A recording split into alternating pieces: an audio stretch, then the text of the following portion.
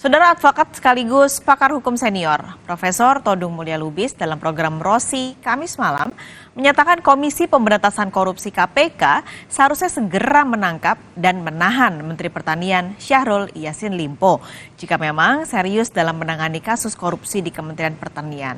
Ketidaktegasan KPK ini disinyalir jadi dugaan adanya perintangan penyidikan atau obstruction of justice dalam tubuh KPK. Ya, KPK itu lembaga extraordinary yang memberantas korupsi dan dia sudah melakukan penggeledahan dan sudah menemukan alat-alat bukti. Dan kalau KPK juga sudah tanggal 26 September seperti yang dikatakan tadi menetapkan yang bersangkutan sebagai tersangka, seharusnya ketika dia turun dari pesawat dia sudah harus diciduk oleh KPK karena dia sudah dinyatakan sebagai tersangka dan sudah punya alat bukti. Begitu landing harusnya KPK sudah menciduk. Menurut saya itu yang mesti dilakukan kalau kita betul-betul fight lawan korupsi.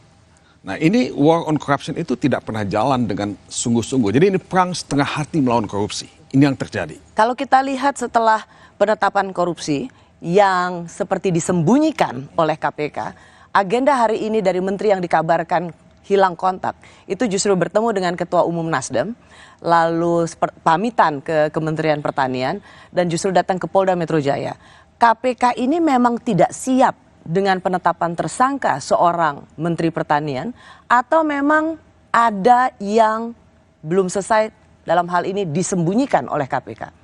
Ya, ini sekali lagi membuktikan bahwa KPK itu tidak solid, tidak kompak.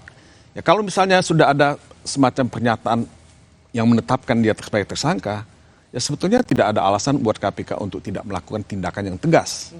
Tapi apakah saya salah kalau saya mengatakan dalam tubuh KPK ada semacam obstruction of justice.